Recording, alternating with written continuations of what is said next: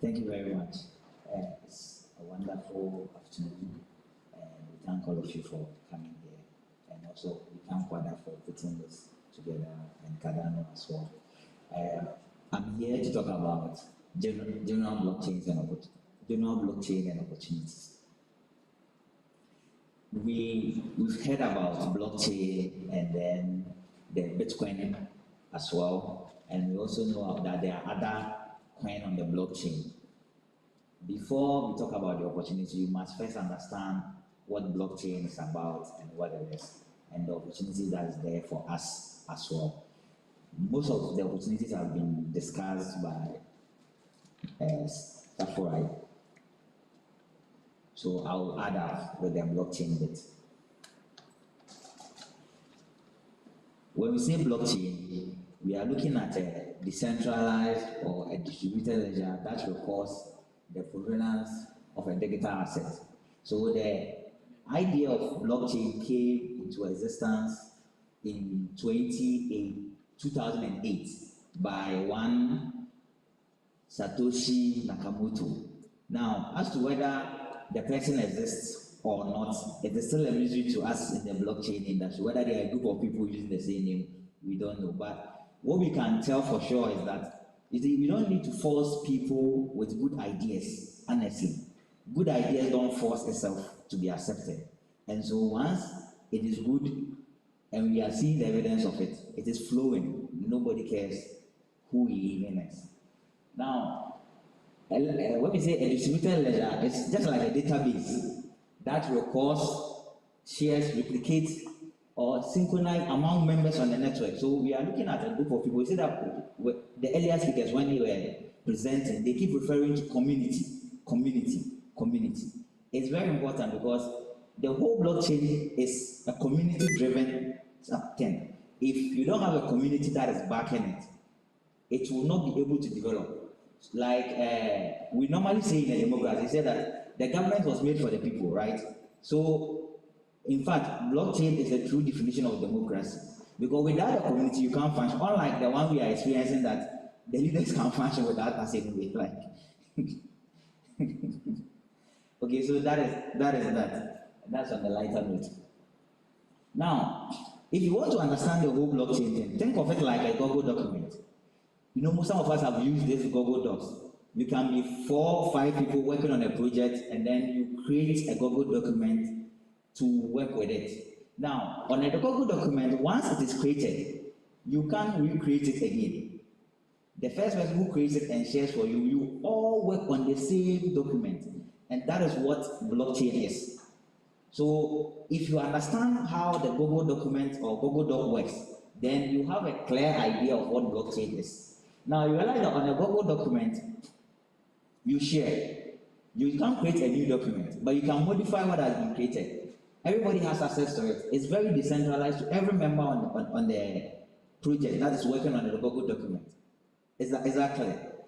So, do I have people who have used the Google Doc online? So that I know that what I'm saying is not so abstract. Like, it's a huge technology thing.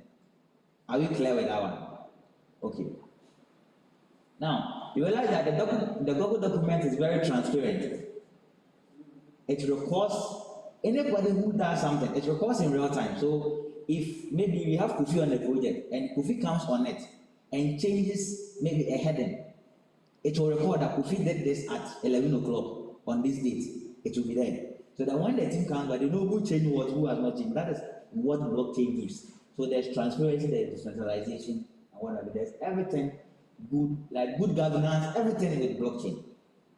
But the actual thing is more complicated than the way I've simplified it using the Google. But having that picture alone is enough for you to have a clear understanding of what the entire blockchain thing is and how it works. So if it's going to be durable, it's the efforts of the community members that are on the network or the chain that will put in, that will make the document very laudable. Now, blockchain is a solution. I always say blockchain is a solution. It has come as a solution to help a lot of problems in our society. First of all, there's a financial system, the traditional one that we all know, the one that is driven by inflations and interest rates and whatnot. And this one also has its own volatility that makes people run away from it. But with that, when we say blockchain, people say the price rises and come down and whatnot. Like, yes, that is true, but that happens because of people's, let me say, own activities, or sometimes you can even say greed or something. It's the people who are on the network that causes that.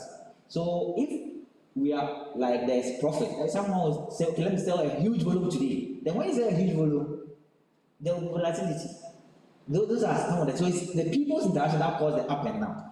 However, that is at least controlled by them. There's also speculation that also cause. There are even other negative news that even affect Cardano coin and other coin as well. So, like recently, the recent one is about climate change. So they do a whole lot of climate change arguments and whatnot, and you see an electric car taking fuel or being charged from a fuel generated generator. You are taking fuel from there, then you are still talking about climate change. So sometimes it's here and there. So we need to go beyond what we read from the traditional media, honestly, as people.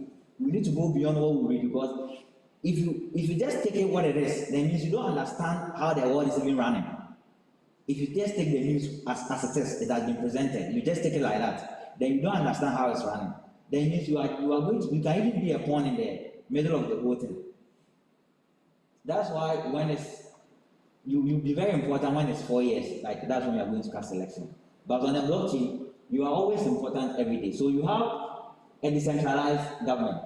The first thing I said, we like government, everything from the top. When the government said that when the government said there is no school today, everybody will sleep. But one thing that is keeping the blockchain community going is because of the decentralization. There is no central point for maybe FBI to raid and then you have bring down the whole thing. No. Other than that, the whole government have come together and have dismantled this whole thing already. Is that not it? You can't control it. So if you crack it down somewhere, it is functioning somewhere. It's very decentralized. That's why nobody controls it. Then we have the transparency in the community. Everything that is happening, if you're on the community, you see everything. If you are voting, you know that there was a vote that was cast and this project won. Purely transparent, community driven. You have people who are backing, like what we are doing today. We are part of the Cardano community that is going to develop the Cardano coin itself. So these are the activities. It may look small, but in the next 5 years, the quantum of it, you cannot measure the magnitude and the impact that it's going to be. So that is it, community driven. Then free will. All of us came here at our own free will. We created a value here. The values are the seat you are sitting on. We have created it here, and you have seen value in it. That's why you are sharing your important time with us. So we cherish it very well. Then we have the problem of inflation. Even if our inflation rate as a country is just 2%, it means that in the next 35 years, the price of everything today will double at 2%. And you know that the current inflation rate is not at 2%. Good. So blockchain takes away that. And there's a limited supply. What causes inflation the most is money supply. At any time, without your control, the government can print new money. So we had the Ghana cedi. There was a time they said they are printing the 100 cedi notes, right? Were you consulted? Good. But you can't do that on the blockchain. Once it is launched, they give the maximum supply of maybe Cardano coin that will go in circulating. No other person can add up, not even the CEO of Cardano can add up Cardano can add up to the supply. And so it helps to solve the problem of inflation. On the blockchains, we have other stable coins. There are some coins whose value are always $1. So I know people, when they have when they get money, they just buy stable coin because they know that even if it takes 70 years, their coin's value is still $1, and it helps them a lot. Now, when change is coming, one thing that comes in is the fear factor, because there are people who are benefiting from the rotten system and do not want to change, and there are people who are not benefiting from the rot system and they want the change. Now, this is a picture, an advertisement in 1910, and this is how the electricity we are using today. This is the advertisement that was done against electricity. They said it is going to kill you if you are walking, and then this transformer cables touch you, you die. The bulb can kill you. At that time, kerosene lamp was the king. Kerosene lamp. Today it may look foolish. The same way, in the next 50 years, we come back and they why were those people back then were not adapting Cardano and were not adapting the blockchain technology? What was wrong with them? That was the same thing happening there. At that time, they found a lot of things in kerosene, like kerosene. For your kerosene, you on it, you are going, you can use your lamp, and you get to have a lot of sense. And this is advertisement against the whole electricity. Today, nothing can run without electricity. But the people who existed at the time, they were against it.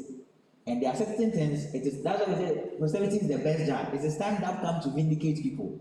Another example has to do with in the method of medicine, we have malaria. When malaria was killing people, it was only 2 people who were saying it was as a result of mosquito bite. All the entire scientists were saying it was death. So can you imagine how these 2 people will feel? Isolated, like the way we are here. We are thinking, oh, you are telling somebody about blockchain, the person is thinking you are fraud. I mean, you are giving the person the true light. That's what happens sometimes.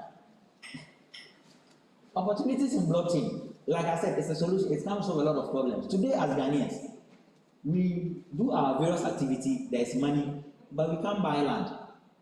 The moment you hear about land, it's not about the price of the land, but your worry is about if indeed you buy, will it still be yours? Litigation issues. You get it? But when like land registration, for instance, on the blockchain, nobody can tamper it. If you sold, it's recorded. Period. You are not the owner, you can't touch it. Sometimes I was even thinking it was only maybe once you register the land at Lands Commission, you are safe. No, you can even register your land, it's still be taken from you. And that's the system. So it comes to solve that. Then transparency in agriculture supply chain. That's also very critical because of what we eat in our body. Now, I'm sure there are a lot of people who are skeptic. If you are those who are skeptic, they question everything. So people who love to know the farmer, when they produce the thing, what pesticide they pour on it, and what. So you can attest when you are using blockchain in this activity. Everything is being recorded. Where it was sold, you have a whole lot of history from one particular product if it is being used. Like I like the example he said earlier on, like the FDA, how you can verify even if you are saying this product is registered. Nowadays, like they do it in the land sector, they want to build, then they themselves write stop work. The land owner himself is building, and who write on his building stop work, produce permit, then you continue building until the end. Nothing will happen. Because if he doesn't write it, the road will come and write it, so he will write it. So that is that. Then the other one is that financial investment opportunities with the blockchain. There are a lot of investment opportunities on blockchain. You can buy you can exchange, you have like, there's a whole value on it. Cardano, for instance, like, it started like a digital money, okay? But now people are seeing it more than a digital cash, but as a store of value. Now, can you imagine gold and then let's assume in the near future, maybe Cardano price is $4,000 or $45,000, and it's battling with, because when even Bitcoin started, that's a matter of all blockchain, right? That's the first generation. So it was $2, and at $2 people were still saying it's fraud. Today they didn't buy it then, today they can't buy it because it's still adding up to the value. Now imagine you transporting your gold from one location to another. You will need a whole bullion van, armed one, right? Security detail, your journey, everything, you need all those stuff. Now when you come to this blockchain, you realize that even when you are using Cardano, you are transporting, you can put your whole system on a pen drive and put it in your pocket, work like a regular person, but the pen drive is carrying billions of dollars on it. That's the ease this comes with. And recently the robberies and whatnot, if you are holding physical cash, it's plenty on you. If I want to buy something, I just pick out my phone. It's digital, we just transfer value and then we are done. She sees a notification, I also see mine. The exchange happened, then we are all moving. So more easier with this. Then also we have, hello,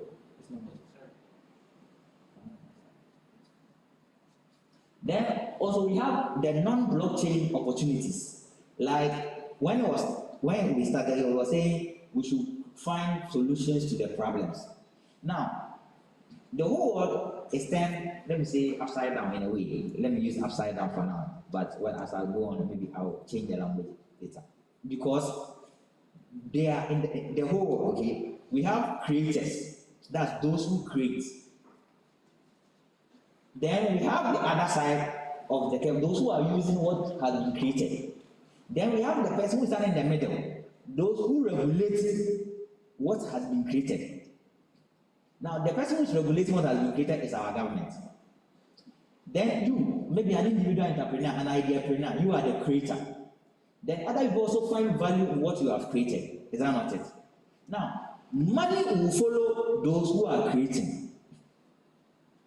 Are you getting it? So if the idea is good, you solve problem. Those who create, they solve problem. They realized that it was difficult for humans to visit their fellow humans and or family members. So they created a car so that you drive. It's created. Is that not it? Now, when that value has been created, if you want the car, what do? You have to reward the person who created it. So you have to go and buy and give that person money. This is not exploitation. This is not cheat. But somehow, the reason why I say it has turned upside down is that we find those who create as the problem of our society. And so if someone is facing difficulty, then he's blaming the rich man who has created. You are busy, you want food to eat. There's fast food. You go there and buy and you pay KFC. Is that not it? He has solved your problem. So he is never your enemy. At the end of the day, if he's not solving your problem, you will not give him the money in the first place. So those who are regulating, we don't see them as a problem, and that's what amazes me. Like, we don't see them as a problem. So when it comes to blockchain, the non-blockchain transaction, that is you identifying opportunities and problems, and you solve it. Then the money will what? Follow you. And so the Cardano community is saying that they have more money. They mentioned round 6. With the round 6, they said they've received almost about 8,800 proposals. And also have earmarked about $1.6 billion for development. And they are releasing it small. So round 6 is having almost about 4 million for 800 projects. They are going to give it out. This is a good thing someone is doing. But somehow we understood them to be the enemies they created. That's what I'm saying. If you don't go beyond the news, you always be in the middle and you are going to be the person being manipulated. I like every person who is a creator because my everything depends on it. This shirt I'm wearing, someone created it. And that person deserved the money he was paid. Are you getting it? Then the person who just come and say, I'm regulating you when you produce the shirt, come and take license from me. Like how? Are you getting the whole picture? So that if the person who is giving the licensing is getting more money than the person who is creating the shirt, what do you think will happen in the society? There will be disincentive to create. That's why we don't have a lot of staffs. In other countries, someone will say maybe the whites, they have a lot of machines. They have every machine for everything. Yes, because those who create it, they get paid for it, so they keep creating. A typical tool, one of our family members brought this stuff. It was a tool, you plug it and you use it to sharpen your knife. It was a handy one, so you just plug it. And there was even one that you put battery in it. Then my senior brother was saying, let's go to the alley if you want to sharpen knife. You can't get a block and then you are wasting your energy. You don't understand it. You are wasting your energy. This is if it can be done, it must be done. You get so the person who is creating must get the money, and so with here you get a lot of sponsorship for your ideas. So if you can solve someone's problem, solve it, because like I said, those who serve their fellow man receive reward. If I serve you, I should receive reward. Is that not it?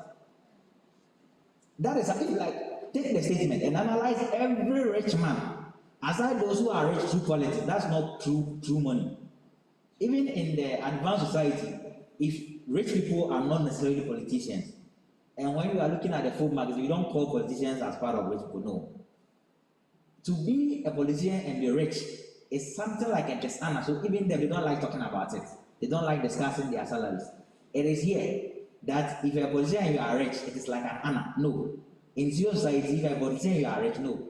It's not, it's unacceptable. You're supposed to be a businessman and be rich. That is what is acceptable. So if you treat every businessman or every rich man, you realize that they create something and they have been what? Rewarded, from iPhone to whatever. So I'll end here. If there's any question, you can ask.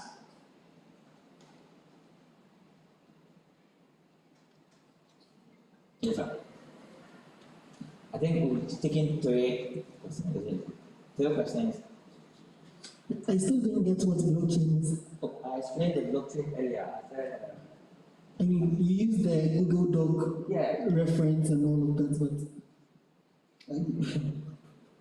so the blockchain, so what is it? What's the blockchain is a technology. Okay, so like I mentioned, I said it's a decentralized what? Distributed ledger that records the provenance of digital assets. So the asset we have, the blockchain is like the system that you run it on. So the asset is Cardano. That is the asset. You get it? Now, it is run on the blockchain. So if you are buying Cardano, the blockchain will record it. If you transfer it, the blockchain will record it. The reason why I use the Google document is that once Cardano is created, it is one that has been created. Nobody can replicate or duplicate it or create a new one. We can share. It's decentralized. Are you getting it? And then the blockchain is facilitating the whole process and recording the data. So you can say that the blockchain is just a database. To put it simpler, the blockchain is just a database that records every activity. And it is so secure that nobody can tamper it. Is it okay? So, have you done a project work with people far away from you? Yes. You see that the work you create, that is the work you share with them for them to work on. The reason why I'm using the Google Doc is that once you create on Google Doc, it's online, and nobody can recreate it. Unlike the one that you just send to the person's email, you can also create a different doc and copy everything on it. I understand. That's what the Google Doc takes away. So you have to come to the document and work on it. You have to come to the document and edit it. And when you come back to the document, if you are 5 and someone edited it, you know it will write there that this person has edited this word from it, and you know. So that's what the database is. So the blockchain is a database. Okay, thanks. Is it okay? If it's okay then. The blockchain is the database or the distributed ledger thing is the database? Which of them is the database? Is it the blockchain itself that is a database or distributed ledger that is a database? The blockchain is a term. The distributed ledger is explaining what blockchain is, and it's a type of what? Database. Okay. Is it okay? It's a type of database. It is like I'm saying Accra. Accra is a type of city. I say, what is Accra itself? It's a type of city.